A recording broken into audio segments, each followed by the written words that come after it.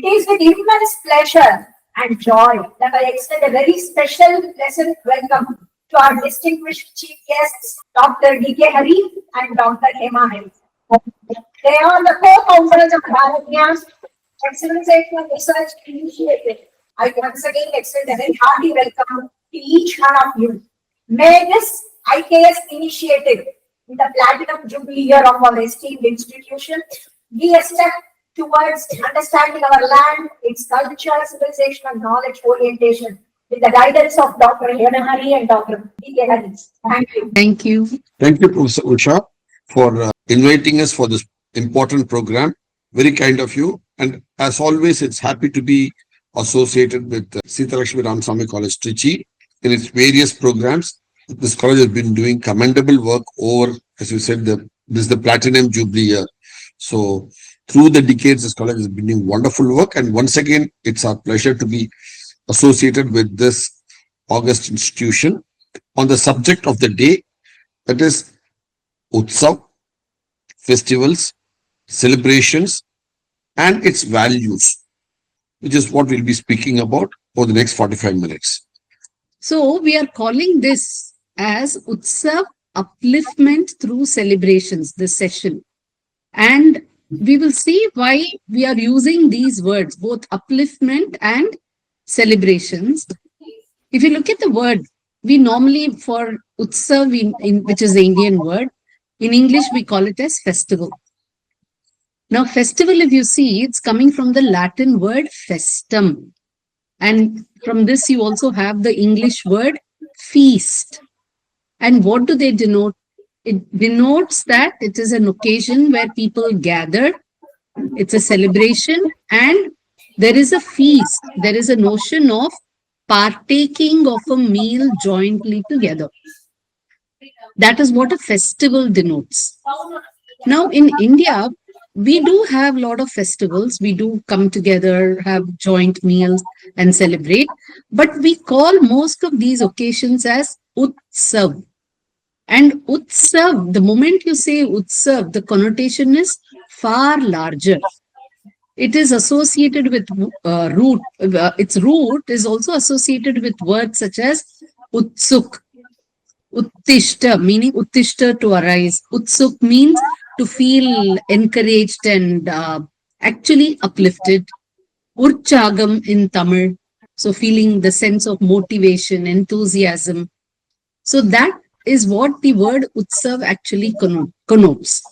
So when you say you're having a Utsav, that means you are in a situation that is going to uplift you. Uplift you in what sense? Uplifting both your mood, your physical health, the environs around you, your relationships with people, and society as a whole.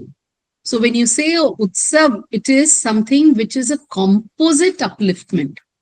And we are going to see how it achieves that. Because if you see in India...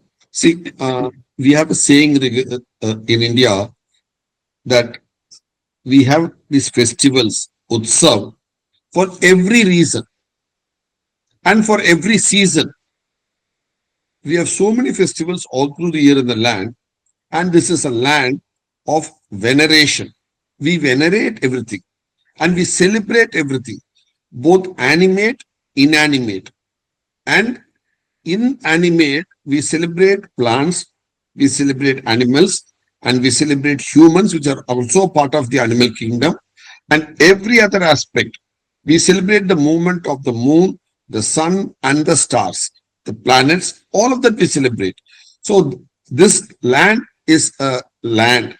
The civilization of Bharata celebrates all aspects of everything that we are in. We earthlings, we are all earthlings. So we earthlings that we are in, it venerates everything, celebrates everything, so that we are in synchronization with all of this. That is what is important, because when you celebrate, you're in it, you're synchronized with it. As opposed to the Western thought of having festival only for feasting. It's important. Feast is important. Bhojan is important. Bhojanam is important. But equally important is being uplifted, having the inspiration, having the Utsav feeling, Uttishta, Utchagam feeling is important. Yeah. So if you look at it, so we've actually put the contrast. See, you celebrate stones in the sense, in many forms of worship, it is just a small stone that is celebrated. I mean, that is worshipped. And the Utsav is centered around that. It could be a small Shalagramam stone, a small lingam, as well as you celebrate a big hill. You have a festival for Govardhan Hill itself. You have a festival that celebrates large hills. You have Girivalam in Annamalai, Tiruvannamalai. Achalam. So Tiruvannamalai, Girivalam you have. So like that in many places you have Vridhachalam. So many places you celebrate the hill itself. As well as the small. You celebrate rivers. Saptagiri. You celebrate the Saptagiri in Tirumala. Everywhere. The hill itself is holy. Payani, you celebrate the hill itself. Similarly, in Tiruchirappalli, you celebrate venerate the rock fort itself, the Malai Kotai. So everywhere. So you worship and you celebrate the rivers with all your Kumbh Mela, your Sangamam, Pushkaram, and all of that. At the same time, you also celebrate the rains as well. Parjanya, Varsham. So you have the Agastya Puja, Agastya Argyam, so that you get good rains. So both ways you celebrate nature in its entirety. And we have a time window in Bharat, which is called a festival season. And it is usually the Adi Masam, which is called Ashad. So in the lunisolar calendar, whether it is the Tamil calendar or the North, it is lunisolar. See, the idea is Asha, when the rains come, the monsoons have come, and the land is now filled with water, greenery, fertile for next few months and more. All our lakes, rivers are filled with water. That is when we have the different varieties of celebration. You have the idea of Adi Perikku. Two, you have the idea, because the fields are full, the lakes are full, all the way going up to Deepavali and Kartikai, we celebrate this. So you have a celebration season for more than a few months in this land. So that's the beauty of it. So while we overall celebrate the full year for different festivals, you also have a little more than a quarter of a year where you have a lot more celebrations through the time, through the land. So let us see now as to why India is sort of designed, the civilization is designed both by season and reason to celebrate so much through these various particular months. Yes, we have all 12 months of the year celebrate, and also we celebrate certain quarters in certain ways. We look at both perspectives now as we go along. But during the season, like he said, now it is fundamentally between Adi to Kartika, Ashada to Kartika, full of rains. But even in these rains, what do we celebrate? So here what we're showing you is there is this English calendar, July, August, September, as it goes. It also, it coincides. So while on one side you have the English calendar, same parallelly you have the lunar calendar which is predominantly used in the north as well as Andhra, Karnataka. So you have Ashada, Shravanam and Bhadrapad. At the same time, you also have the Tamil calendar, Kerala calendar, which is solar based, where you call the months as Adi. They all kind of overlap. Look at the festivals, therefore, we start here. So it starts with Dakshinayanam, the southernward movement, start of the southernward movement. You have Ashada Ekadashi, which is also called Devashaini Ekadashi. You have Adi Perikku, Adi Puram. Then you have Adi is full of Amman Koil Tiruvira, Kuru Utardu. Then you have Adi Kritikai also, which is a popular festival for Murugan. Then you have Adi Velli and Varalakshmi Vritam. So for Lakshmi and all Devis. At the same time, you also have your national festival, which is the Swatantra Divas, Sudandra Dinam or Independence Day. Likewise, and this month is called Katakam, Cancer, in the Kerala calendar. Then you have Avani, which is also called Simmam. And here, look at the festivals. You have Avani Avatam for some people, then Raksha Bandhan in the north, where they tie a sacred thread on the wrist. The sisters tie it for the brothers. The fisher folk celebrate Nariyal Purnima for the sea. And then you have Naga Panchami, Garuda Panchami. Both are same festivals by two names occurring on the same day. You have Ganesh Chaturthi for Vinayaka, Anant Chaturdashi 10 days later, again for Vinayaka. You have Sri Krishna Jayanti or Gokulashtami. You have Onam again. Then you have Shravan Somvar, which is for Shiva, and Shravan Kavad again. This is a very popular, which is very similar to the Kavadi of South. In the north, during this month of Avani, you will find people everywhere from every village going to one of the very, say, a larger river flowing close by, which is held as a tirtham. They go fill water and carry it on their shoulder, just like Kavadi. They bring that water to their village and then use it for Abhishek of their local Shiva temple. Very, very similar Kavadiya. And it's also called similarly.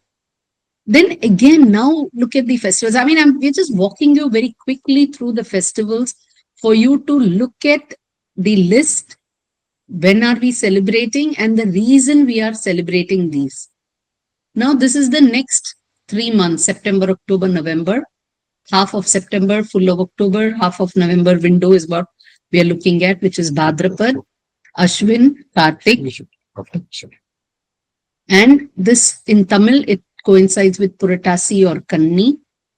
And you have various Tej festivals where in the north, the women fast.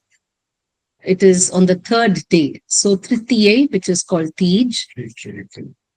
So here now look at the reason. Now this is for Vishnu. So Vishnu Tattva, you are, these festivals are being set aside for Vishnu. You have Tirupati's Brahmotsavam temple. You have festivals for your ancestral spirits, the Pitru Paksha, the Mahalaya, a whole fortnight is coming up during this period. Then you have the Navaratri. So see, this is for a seasonal change, Navaratri. So some is for the ancestral, some is for certain divinities, some are for the Tej festivals are where women pray for their husbands, long life. So look at the various reasons that the festivals are being celebrated. That's what we want you to note. Every month you have a whole list and different communities celebrate it or different regions celebrate it. The reasons are very different why they are being celebrated. You have Dasera, again, this Navaratri and Dasera, they go together. And in the East Bengal, it's more focused on Durga. Overall, Navaratri is for the Shakti.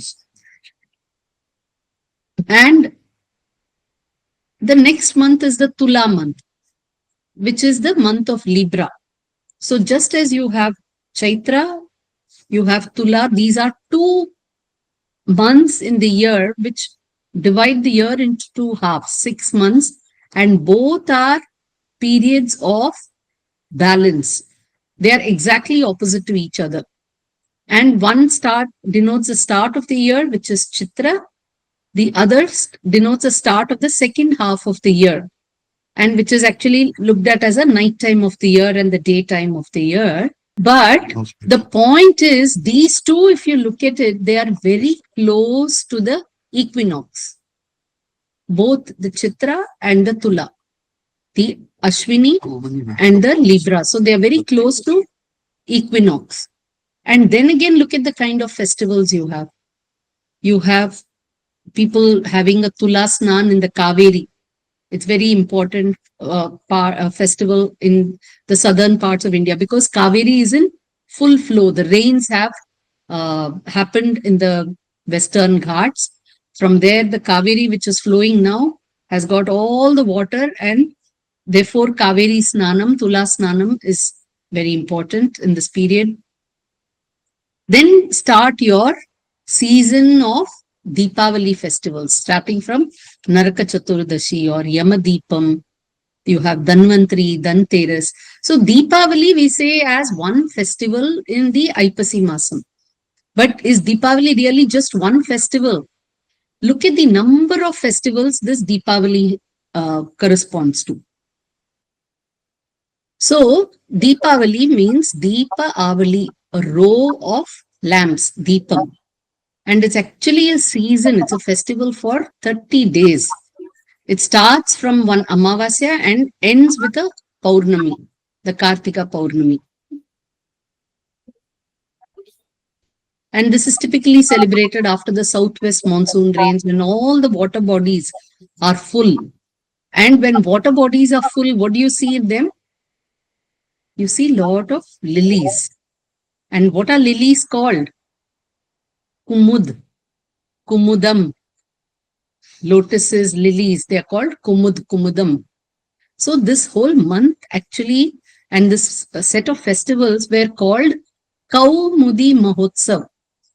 So Deepavali is one aspect which comes in this period, but the season used to be called Kaumudi. And Kaumudi Mahotsav, a series of festivals in this period. And the Deepam aspect comes in because now the skies are clear, but the evenings start getting dark very quickly. So lights are something that you can enjoy. Monsoon winds are over the air. The wind is steady. It's cool. It's nice. So you can light lamps, enjoy the evening.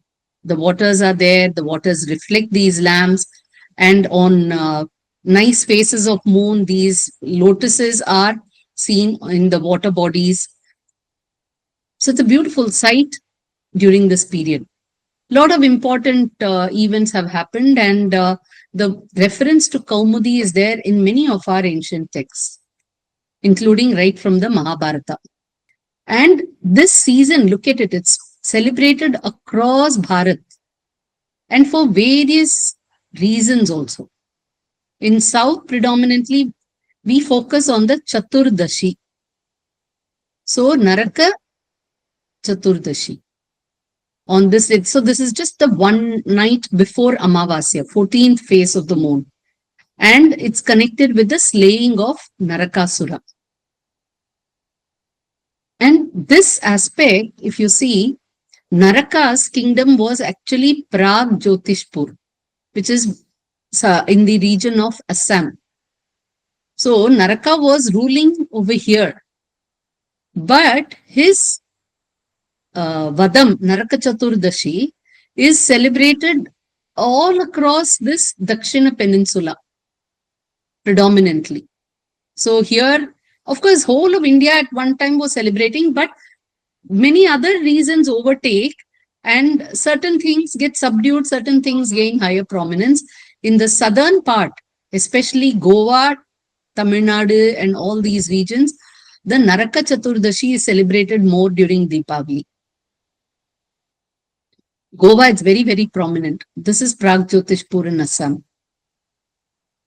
And it's a very ancient site because you still see many Shivalingas, stupas, showing that there has been continuous civilization here and people have been continuously venerating in this region. I mean, it's been a very vibrant civilization here still.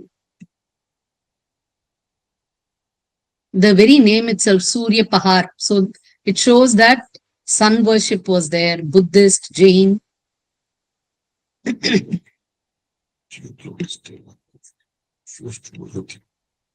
See, look at all these.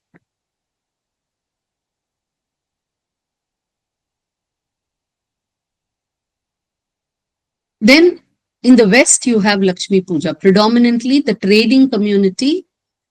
For them, the Lakshmi aspect is important. So they celebrate the Lakshmi Puja here in the West.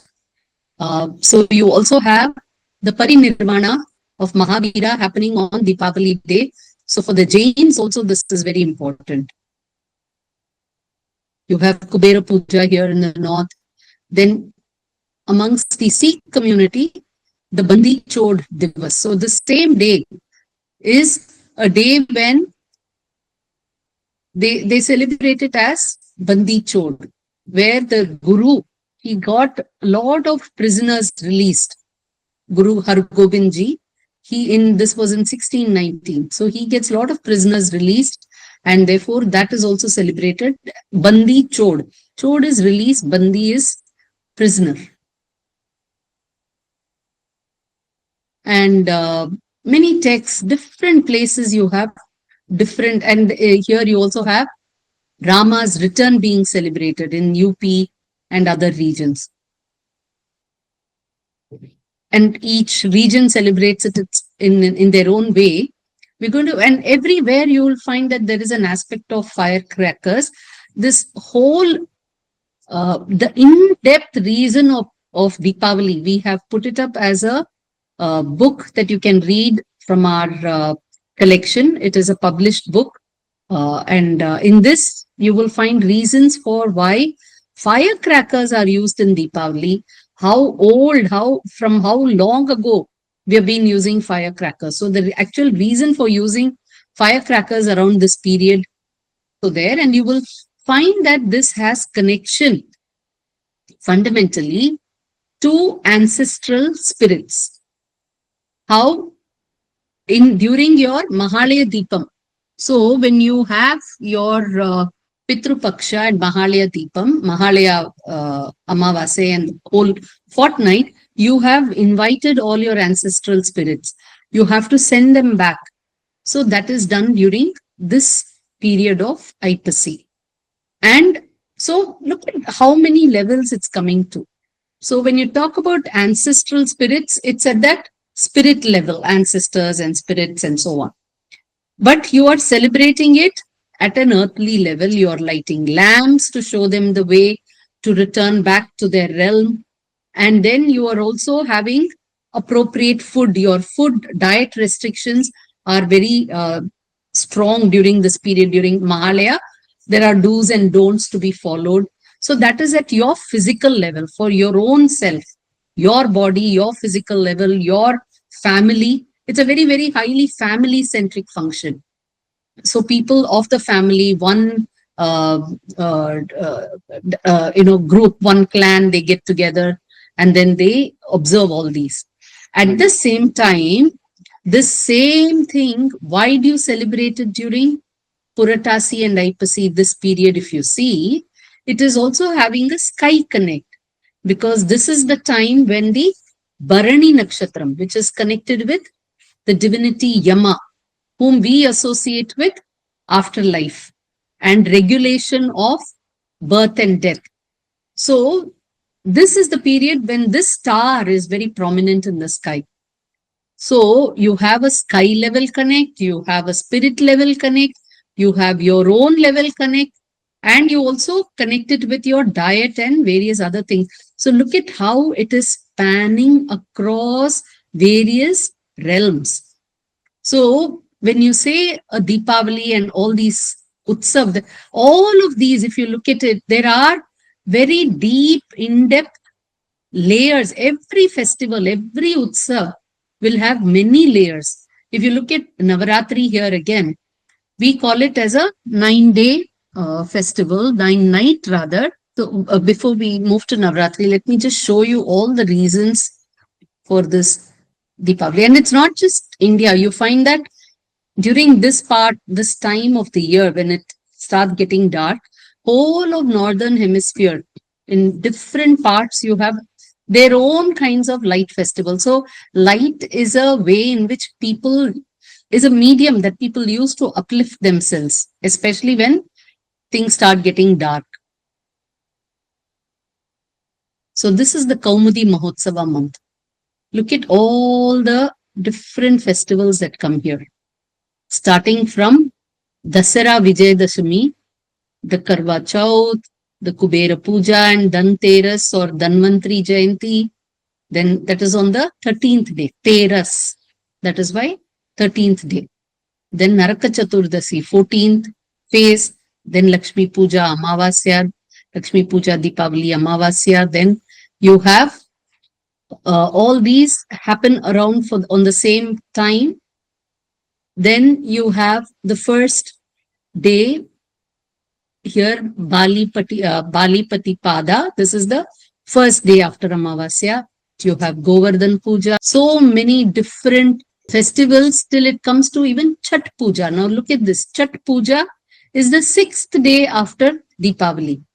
6th. That is why Chhat. And this is for sun. So each of these is venerating different aspects of divinity, divine tattva, or human relationship. Look at Bhai Dooj. Bhai Dooj is, this is a festival, Bhai Dooj. So we saw in Raksha Bandhan, Avani, the sisters tie Raksha for the brother. But the brother gives the sister a gift when? During Deepavali at Bhai Dooj. So this is a festival that is celebrating a relationship between a brother and sister. And here the brother is giving return gifts to the sister for having prayed for his safety. And why is that?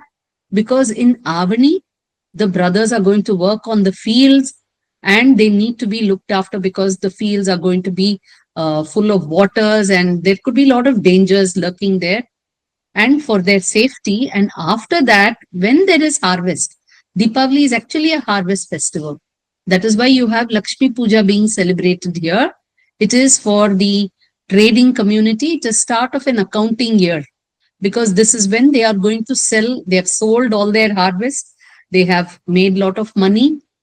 And therefore, the year starts now. Accounting year starts again. So this harvest is being shared with the sister here by the brother. So today in cities, you end up giving chocolates and so on a Bhai Dooj. But earlier days, it was the fruits of the harvest that were given to the sister and her family as well. So like that, each one, this is for the sun and so on. Now, you also have, finally, you come, now this is again Tulsi Vivaha. Finally, it ends with the Kartika Purnima. So this in the north is also called Dev Deepavali. Now this Chhat Puja is very interesting. This is the 6th day. And if you look at it in the south, we have something very significant being celebrated in the south as well. This is the Kanda Sashti period. Kartika Masam, Kanda Sashti period, the 6th Sashti again, the aspect of 6. So here you celebrate it for Kanda, Muruga, Kartikeya, and ends with Kartika Purnima. Kartika Purnima is also called Dev Deepavali in the north. So actually, if you look at Banaras, Kashi, the whole ghat, they will line it up with lot of lamps. The idea is that the devas are coming to the Ganga to bathe in the Ganga there. So look at the whole thick ink over there. Before Vijayadashmi, actually you had Mahalaya here. Mahalaya ends, you have Vijayadashmi starting, and then leading on to Deepavali, and all this period, you're actually supposed to light lamps every evening for your ancestors. And in Kartik Purnima, by then all the ancestral spirits go back to the realm and the divine devas come down to the earth. That's why they're all coming down to the Ganga, and it is Dev Deepavali. And this period also marks, so at this period in the north, they call it Dev Uttani. So in Ashad Ekadashi, the devas go to rest, sleep in the night. In Dev Uttani or Kartik Purnima, around this period, the devas wake up. So here the deva actually means nature. So this entire time window from Ashad to Kartika Purnima, we said, is a festival season, right? So if you look at all these festivals that are coming in between, we left, actually Ganesh Chaturthi was also there. We did see it in one of the months there, the Avani especially. So if you look at it, this period, all these festivals fundamentally, they are all to rejuvenate you, because at this time the nature is also getting rejuvenated. When do you get rejuvenated most? in sleep. So that is why every night it is nature. Nature is designed, your body is also designed that when you rest at the night time is when you rest, your force body will automatically rest, and at that time you get rejuvenated. Both physically, all your blood gets rejuvenated, your cells get rejuvenated, your mind feels rested because it stops jumping and thinking around, and you wake up feeling fresh. And that is what happens. Nature, when it starts the rain, and when you say it is Dakshinayanam and Devashaini, the night is starting, the night half of the year, it means that this is a period. And physically also it is like that celestially, because the sun goes to the southern hemisphere. After the summer solstice in June, the sun starts going downwards up to the Tropic of Capricorn when you have the winter solstice. And then Uttarayan starts. So then it starts coming back again. So these are, so when you say our ancestors looked at the year as a day half and a night half, it is also coinciding with celestial motions, the sun. So the whole psyche of Utsav festivals and the activities are things where whatever is happening in the earth, in the sky, the motions of the earth, the sun, its orbits, its rotations, the seasons. So based on that, you keep aligning your body, your system, your mind, your thoughts, so that you also feel refreshed. When nature is fresh, when nature rests, you also rest. So how do you rest? What do you do to rest? You can't stop waking up and doing activities on a day-to-day basis. But what can you rest? You can start giving rest to your mind. And how do you give rest to your mind? By focusing it on other aspects like the divine, and coming in sync through all these Navaratri festivals and so on. That is why the Ganesh Chaturthi to align with the Ganesh Tattva, the Navaratri to align with the Shakti, the Devi Tattva, and so on. So from Ashad to Kartika is full of many, many, many festivals. And then you will find from Margari onwards. Margari again is a very auspicious month, and that is because of alignment. Again, you talk about higher alignments, not just Earth, Sun, but you start talking about alignments at a galactic level. And therefore, again, the Margari month is considered very holy and very auspicious. So that is why you avoid weddings in Margari. In South, the weddings are not performed in Margari. Weddings are not performed in Adi. One, of course, rains is one of the reason, the season, but also fundamentally at these times, they are windows when it is better to have your mind focused on uh, divine thoughts so that you feel more recharged. And third thing is, if you look at Adi, if you look at Margari, both are times. See, Adi comes with Adi Pirku, the waters are flowing. Now, when this is there, we are an agrarian society fundamentally. So instead of focusing your time on sowing seeds, growing grains, again in Margari also after the Kartika rains, you have lot of water. Your farming activities have to be taken care of. You can't be running away celebrating weddings and other things.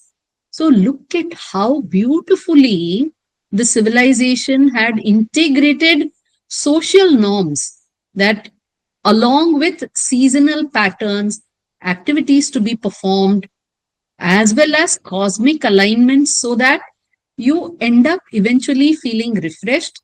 You do the right things at the right time. You don't miss those time windows. So that is what is fundamentally the psyche of celebrating these festivals. So we have in Margari, you have the Pave Nombu.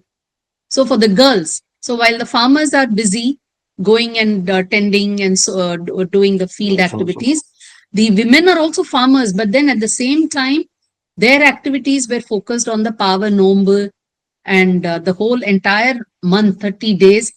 And then you get on to after this, when you are nearing your harvest, is when you go on to the Thai Pongal, which is a time of celebration.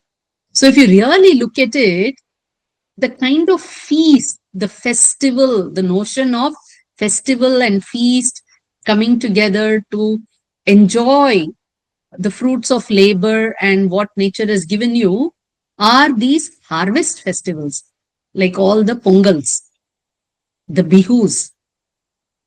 So this is and the Thai Pongal. At the same time, it is a Makara Shankranti.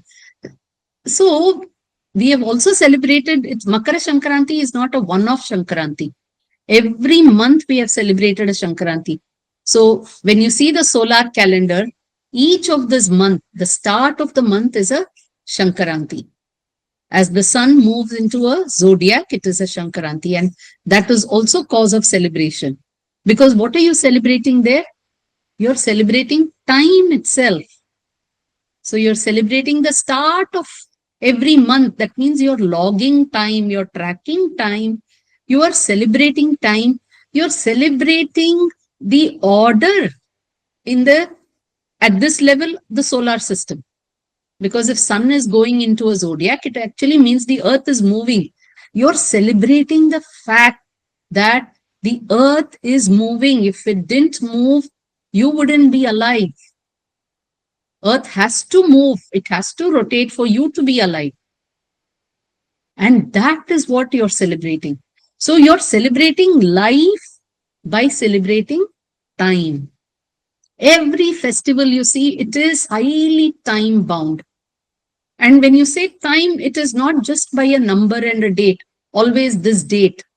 You're celebrating the time by looking at the sky to keep reminding yourself that time means cosmic movement, movement in the sky, celestial movement. And that reminds you of the order in the universe.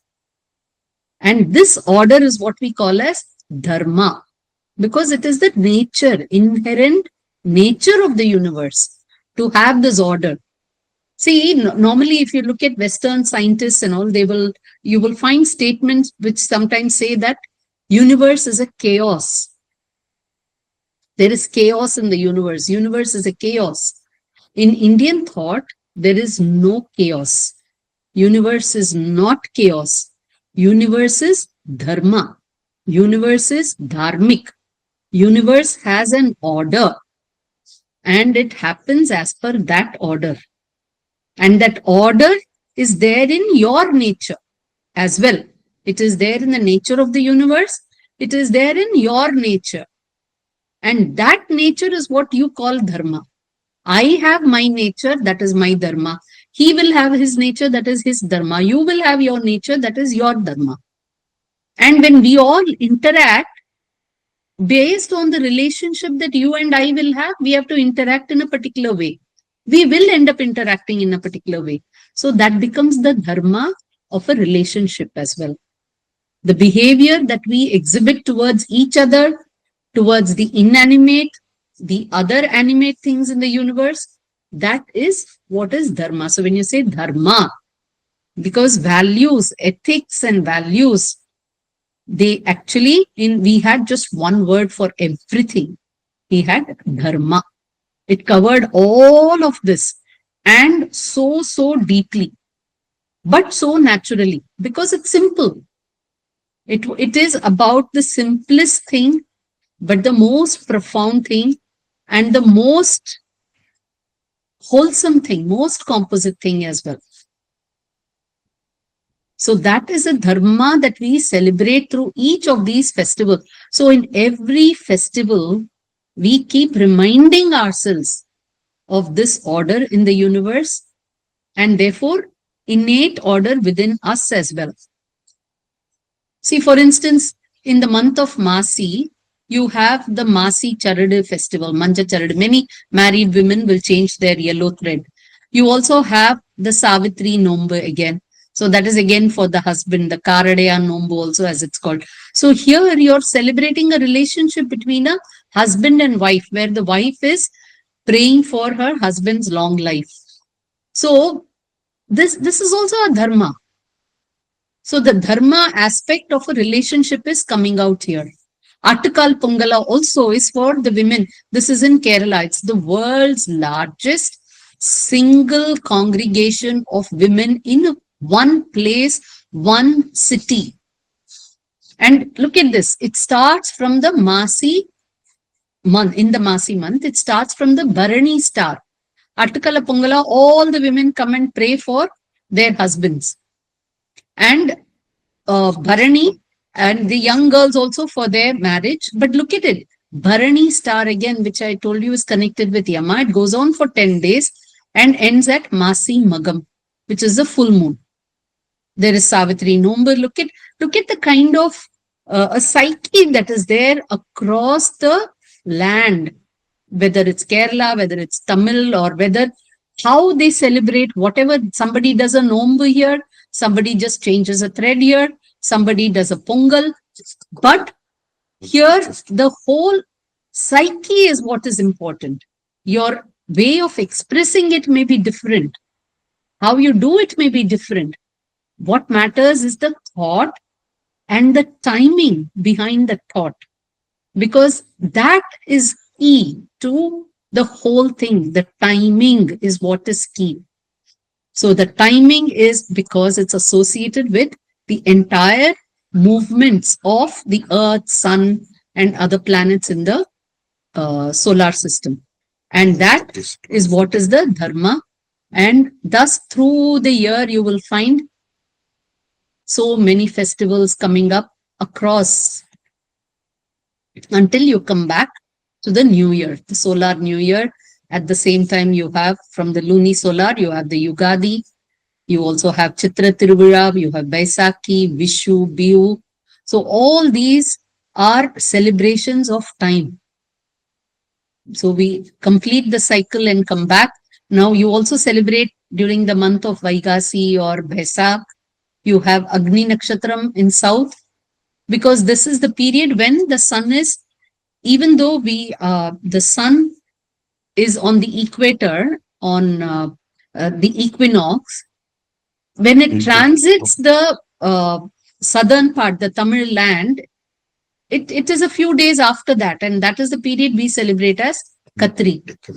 And for the north, so it takes some more time to go beyond up in latitude, and that is celebrated in north as Nautapa. So they also have a similar period for Katri, but they call it as Nautapa, which comes a little later after the South Indian Katri. So this is seasonal. You're celebrating, you're observing. And again, during this period, you avoid festivals or gatherings, because it's the period of maximum heat, intense heat, dry weather. So you or try to avoid things that are going to be strenuous, or travel and so on. Till you come back now again, Varahi Navratri. So it's Navratri is not one in October alone. You have Chaitra Navratri in the north, during which people in the north typically celebrate, because they can feel that seasonal change very nicely after the winter. So that is a 9-day seasonal change period. Again, here in the south and overall everywhere, you celebrate during autumn. Likewise, you also celebrate here during the month of June, July, Varahi Navratri, during the summer solstice. So many such festivals, Utsav. So after going through this list, what you will see is that you can categorize these kind of festivals. So they are your achar, your daily, your routines fundamentally. And they'll come in the form of vratams. You call them anushtanams, you call them niyamams. So they are periodic cleansing. So like I said, if you see here, every month, irrespective of whichever month, there will be an Amavasya, there'll be a Purnima, there'll be a Chaturthi, Sashti, Ekadashi, and Dwadashi. There'll be a Chaturdashi, and monthly Chaturdashis are called Shivaratri, the one before Amavasya. Then in every month, there'll be some Jayanti or the other, some birthdays to celebrate of great leaders or saints. And then, or even important events such as an Upadesha, Gita Jayanti. So even those kind of significant events you celebrate. And there'll be samskaras, meaning your near and dears, a 60th birthday, a wedding, a baby is born, its first feeding. So many such different milestone events. You continue to celebrate that every month and observe all these different days. A same person may not do all of this. Different people will pick and choose because each of these is aligned with a different tattva. For the sun, for the Devi, for Ganesha, for Skanda, for Vishnu, for Shiva, and so on. So, depending on that, they do this, and on top of that, they keep celebrating these kind of passage of time. So, those kind of samskara, then you have pujas for your divine, the divine tattva of your choosing, your liking, your alignment. Then you do for your ancestors. Then you also celebrate temple events. Then you have Mela, Sangamam, Pushkaram. Then you have your birth anniversaries that you want to celebrate. Then important divas for honoring either national or regional significance. Then you have some important parvas to celebrate victory of good over evil, like Naraka Chaturdashi and so on, or Rama returning.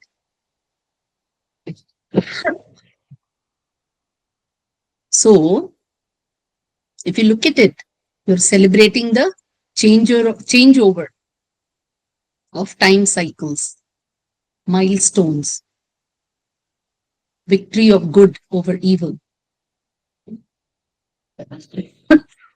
See, normally what has happened is, for the last 70 plus years, every festival that we celebrate in India has been summarily said as victory of good or evil. Everybody, oh, festival means it's a victory of good or evil. No. Through this talk for the last 1 hour that Hema has tried to make, and where we're trying to summarize here now, all festivals should not be dubbed limitedly as victory of good or evil. Yes, that is one important, because in Europe, the feast was for good or evil. So they brought that narrative into India and say the feast, every festival is a feast and everything is good or evil. No, they reduced it, unfortunately, without understanding the depth and the range of our festivals, from astral to earth to humans and all beings, both animate, inanimate. And that is what we celebrated, the auspiciousness.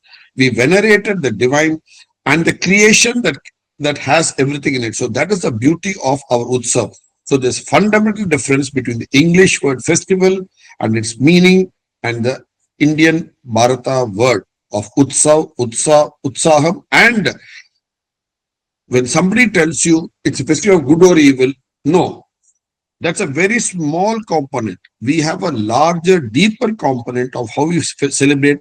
For each aspect of our Utsav is the beauty of it. So, overall, if you see, we are celebrating many of our Utsav. They track the passage of time, like Shankranti, New Year, Dakshinayana. Your Sankalpa itself is a nice way of tracking it. Then you're tracking the seasons, like your Holi or Vasanta Utsav, your Chaturmasya that you observe during the rains, your Varalakshmi Puja, Navaratri. Then you celebrate life itself. So like we said, life itself means time. How do you know? How can you see life? You see life through time. You see life through evolution. You see life through the change that is happening in the person, in you, around you. That is what is life. And so to celebrate life, you have the personal well-being as well as overall well-being of everything around you. So in personal well-being is where you take care of yourself through your various routines and vratams. And so that is where, and also tarpans for your ancestors, for your own good, the good of your family, your lineage. So all of these are part of, so we celebrate many of these as vratams, pradosham, as utsavams. But these are for your personal well-being. Likewise, for overall well-being also you celebrate. So we saw Nariyal Purnima, right? That is for the fisher folk. Karwa Chauth is for the warrior people. Then for students, Vijay Dashami. For traders, you have Bali Jatra. Craftsmen, Vishwakarma Jayanti. And overall, Adi Perukku, because while it is the farmers who are actually celebrating, but it is for the whole people as a whole, because that's going to feed everybody. Raksha Bandhan, Lakshmi Puja, Upakarma also actually is for everybody. So this is for the overall well-being of activities in the society, because these activities hold and keep up the society. So if you see that, you will find that you're celebrating the passage of time. You're celebrating your own well-being by being in sync with this passage of time. At the same time, what is time? It's in the sky, right? So there are some nice things that happen in the sky which are very spectacular. So those also you celebrate.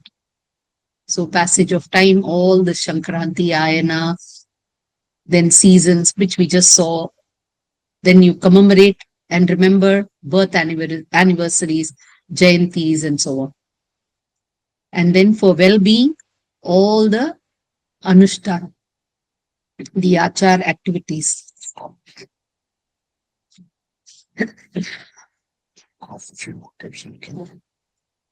Then your professional well-being activities, then for your ancestral spirits. And there are special celestial events that you can celebrate, like Vaikuntha Ekadashi. So many Ekadashis. Why do you single out this Ekadashi alone as Vaikuntha Ekadashi? So it's alignment, how it is aligned with the galactic center, the Orion. And then Naga Panchami, Garuda Panchami. Why do you celebrate both on the same day? Actually, all of this is material for 1 hour each, but we're just compressing everything to give you a glimpse in an hour. So Naga Panchami, Garuda Panchami, also beautiful phenomenon to see in Now, the sky. in the last 1 hour, we have showed you various aspects and given you 100 keywords. For each of these 100 keywords, we have a blog article and we have a film for all of this. So when you say Deepavali, there's a 1 hour film on Deepavali. There are a blog article, there are books on each one of this that you have said. We said Karwa Chauth, for that there is. When you said Naga Panchami, Garuda Panchami, there's an article on that. So this 1 hour talk that's been given is only as an intro to the idea of seeing how all our Utsav are value based. The talk of session. And then for each of this, there is a backup material available for those interested to go browse through in the Bharat Gyan website in detail, so that when we say Agastya, when we say Akshaya Tritiya, for Akshaya Tritiya, there is an article for detailing. When you say Agastya Argya, there is a full book for you to read. So each of this available. What you're saying is, we are giving you a 1 hour of introduction, sampling.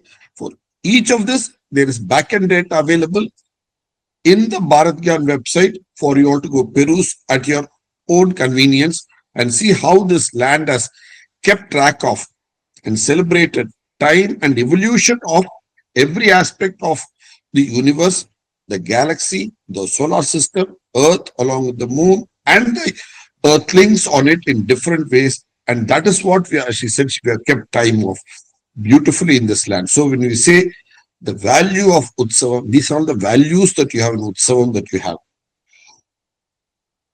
So what led to all this Utsavam, if you see, it is the traits of the civilization that we like to glorify everything, whether living, non-living, dead, alive, divine, small, big, everything. And we glorified, and we could see a connect between the big universe and the man in it. How they both mirror each other. What is a man and his relationship is also holds good for the universe and everything in it. So yata pinde tata brahmande. How you are, the universe is also exactly like that. And we could see the link between the cosmic bodies, the earth, and the bodies on earth. And we could see that we can uplift ourselves by aligning body and mind, which is the actual yoga. And it is best done to align with nature and the consciousness overall, which is very beautifully brought out in all our darshana through the form of Prakriti and Purusha. And the knowledge of space, what is space, what is there in it, and what are all the principles of motion in the space that is there, and ability to understand that and make it into laws of math and have a subject called astronomy come out of it, based on which we could therefore predict when will a new year come, when is it Chaturthi, when is it this festival, when is it that festival. So ability to draw up a calendar because you understood the space, celestial motions, the objects in it, and you understood the principles of motion and the periodicity. So, and you could make mathematical formulas out of that, express them as math, and using that math, calculate days and dates, and then set aside time for celebrating. And that celebration, you included all kinds of symbolism, because how do you explain all these layers and this profound thing? By just one small gesture of some symbolism, some symbolic gesture. For different festivals, you use some form of symbolism to depict that entire depth of meaning. And fundamentally, you did all this so that you can enjoy, benefit from the goodness of everything and the value it's going to bring for you, for yourself as a person, and for the overall cosmos itself. So you can get uplifted with goodness and well-being, swasti. And we can celebrate all these aspects of our culture. So every time we celebrate a Utsav, we can also remember that this culture has got this depth of meaning and reason and science behind every Utsav that we are celebrating. And all the credit goes to our ancestors who have been able to come up with a system to do all this, which is called the Sampradaya. It is a tradition that they have evolved and kept passing on generation after generation, so that we can lead our life with dharma, with our own innate nature, which reflects the nature of the cosmos itself. Because like we said, earlier, it's a natural phenomena of bearing our own natural traits. And if we behave as per our trait, the universe around us also will behave as per its natural trait. So you won't face anything which is very drastic or inimical to you. It will be favorable to you. And that comes through showing your debt in many ways of lifestyle, to your ancestors, to the cosmos around you, to the nature around you, to people around you. And that is what makes it a value-based society. So Utsav and your values, actually Utsav is a way in which you express your values. It comes out of the values you hold, and it is a way in which you express these values so that you can continuously keep your values maintained. You can continuously keep your values uplifted, yourself uplifted, your society around you uplifted. So with this, we'd like to conclude our session for the day. And once again, thank you so much for giving us this very nice opportunity to speak about the Utsav of Bharat and the values in this Utsav. Thank you. Namaste.